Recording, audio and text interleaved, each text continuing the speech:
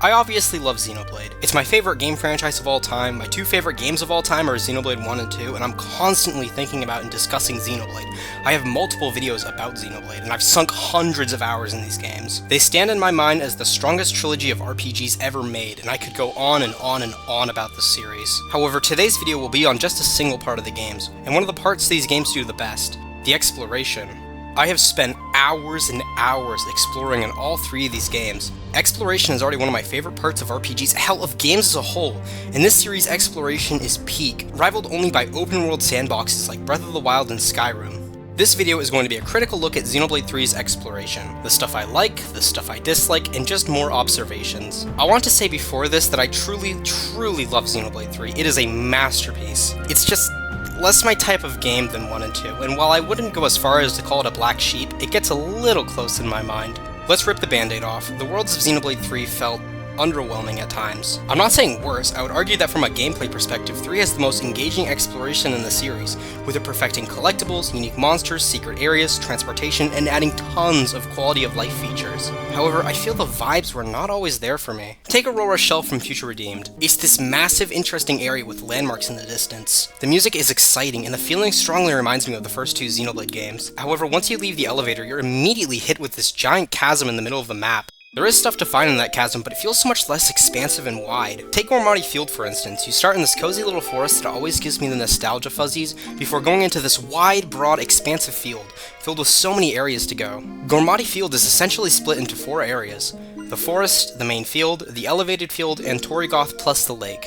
There is a verticality, but it's in its own section, and there's plenty of ways to naturally get up there without warping. Plus, levels of elevation feel so seamless and connected. There are paths you can jump down to from the top area that are in between both the bottom and top layers. You can run around in any direction and find interesting places to go. I could just hop and run around Gormal all day. The same principle applies to all of 2's areas. There's 2 halves to Aurora Shelf, much in the same way Gormati Field has a higher and lower half. Both halves are fun to explore and give beautiful views.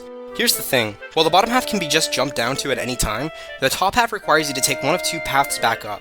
There aren't any other methods of getting back up, which can be a problem if you fall into the lower half while exploring the higher path. In Xenoblade 2, they gave plenty of additional routes to get back to the top path, and plenty of warps, but in 3 there aren't any quick ways. You have to take the walk. It clashes with the limited movement and takes away some of the openness of the exploration. That's the thing with 3, its worlds are big and vast, but not necessarily open. They feel like really large straight shots most of the time. Let's look at Milik Meadows as another example. We enter through a cave, just like in Xenoblade 1 when we get to Gar Plains for the first time. We step out into a giant new explorable area. The music is grand, the excitement's at its peak. We step out to... oh. We immediately get put into a cutscene. A really long cutscene too, where the music cuts out and we actually see the 3 gang spend an entire night sleeping. Then we're told to go to a specific spot, rather than just having a vague end goal like Smoke Clouds or Torrigoth. Then the music starts up again and whee! In Xenoblade 1, when Shulk and Ryan enter Gar Plains for the first time, they go, "Hey look, some smoke, let's check that out," and then they just let you go free. It keeps the pace going and adds some intrigue about the land we're about to explore. I genuinely don't know why they didn't have this cutscene either before or after we stepped out. Why tease us with this giant explorable area, let us take a few steps, and then stop us dead in our tracks for a really long cutscene? It already killed a lot of excitement for me and made it really hard to pay attention to the cutscene itself. Anyways, Milik Meadow is set up like this. You go straight and take a detour to the Faranis. You beat up some guys and then go grab Ether. You then go back and upgrade the Faranis, swapping out your classes. You then go straight to the end and fight a random boss. You can go off the beaten path and explore this little incline, but it leads to the vines you can't climb yet. There's a few other areas, but most either lead to high-level enemies you can't even fight yet, or to minuscule rewards. Let's just say you don't spend much time here, and essentially this game's Gar Plains. Speaking of, what do you do in the actual Gar Plains? Well, first you go check out the smoke, then you find Juju and save him from some Ardens, then you go back to camp and Juju runs off like a total idiot. Then you go through the field, past the bridge, into the higher level of Bionis Leg, and then you fight the faced Mechonis in the area. If you are strictly just going on the path to the next cutscene, the path you take is far more interesting and curvy in Xenoblade 1, having you zip all over this giant area, whereas in 3 it's basically a straight line with a dent in it. Along with that, the path you take in Gar Plains shows so many interesting areas to explore that all have unique things to find, such as a high variety of unique monsters, secret areas, and some truly breathtaking views.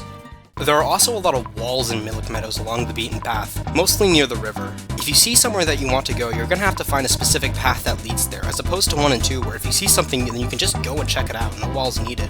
There's also a giant river in the middle of Milik Meadows that has very little stuff in it and actually slows you down if you wade through it, meaning you'll basically never want to be in the river unless you're crossing it to get to the other side. So there's basically a dead zone in this already very small area. Actually, let's play a game. I'm going to plot myself near the entrance of Gar Plains and look left to right, and I'll describe the areas you can go. If we look to our left, we see a giant area we can run around in, leading to the edge of the map, where we can find some bunnets we need to kill for a quest that are only in this area, some Mechon ruins, and a lake and waterfall to the side.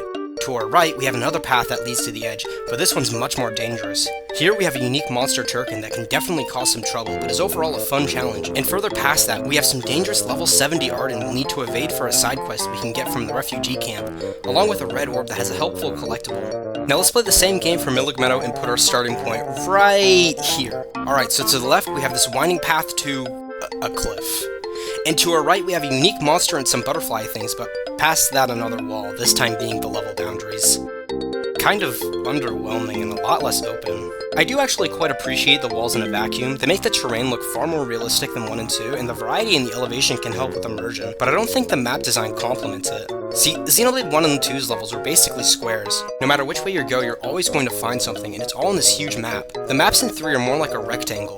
There is stuff to the sides, but if you want to see something cool, you're better off moving forwards, which I don't personally like as much. Even though these maps are technically very big, I just feel like I'm always going along in a specific way, never allowed to branch out and go explore every nook and cranny. Of course, there are plenty of purely explorative optional areas. That one area that looks like the desert from Torna is a purely explorative area with a few linear paths, and then of course there's Erythia Sea, even though most of the islands there are composed of linear paths, never being completely open. I don't even mind that really, I just think it's really interesting to bring up. Actually, I had an interesting idea for how to fix this. What if instead of Milik Meadows being the first area, Danag Desert was? And then instead of going to Ribby Flats, you go to Milik Meadows combined with Ribby Flats. They could take the terrain from both areas and mush them into this big explorable sandbox. I feel it would work for the story as long as the necessary adjustments were made. It would make it so there's only 2 grass areas instead of 3, which would definitely work for me. That's not a perfect solution though, and I'd love to hear your guys' thoughts. Another thing that slightly bothered me was how few interesting landmarks there were to find while exploring. In 1 and 2, there are a lot of interesting places that you'd see in the distance. Meanwhile, in 3, you're not going to find many interesting places that aren't just unique terrain. I actually really like how unique the terrain can get, but maybe adding more monuments like the pillars in Gar Plains or the Way Tree in Xenoblade 2 would have helped. Another thing I want to mention is that 3 is a very pretty game, but it doesn't compare to 1 and 2's bright and vibrant colors, beautiful lighting, and great textures. The walls in 1 and 2 just look a lot more detailed, and overall, those games' worlds feel a lot more full of life. I guess the point of 3 is that its worlds are supposed to feel a little lifeless, and it's certainly effective, but it harms the exploration for me. I want to end this off by saying none of this is real criticism towards Xenoblade 3. This is just a new direction for the exploration, and even if I'm not as into it, that's okay. I can fully admit these environments are probably the most realistic in the series, and the gameplay side of the exploration is probably the best in the series. I'm not going to resent the series for taking a new direction, especially when I can see there are objective improvements in this new one. I just wanted to write out my thoughts and explain why I'm less into it. And though 3's exploration didn't wow me like 1 and 2's, it was still a damn good time. This is the finale to my trilogy of videos discussing Future Redeemed. I know this one was more focused on the series as a whole, but I had been planning this and my Slow and Steadies video since I made my Future Redeemed video. But just because this trilogy of videos is done, it doesn't mean I'll stop making videos about Xenoblade anytime soon. I do want to make a full-blown review of 3 one day, but that video would probably be over 2 hours, and as you can see from my footage, I'm not exactly able to get high-quality video. I actually got the Future Redeemed review footage by recording 30-second clips on my Switch and sending them to my phone, but luckily I got a capture card for my Slow and Steadies video. Unfortunately, since I don't have a very good PC and I want to continue practicing making videos, I'm probably not going to be ready to review 3 for a bit, but hopefully this series has been fun for you all. I feel I've grown a lot since I started this, and I want to thank anyone who's been keeping up with these videos. This has been Skull Kid Kazooie, and until next time, see you all later.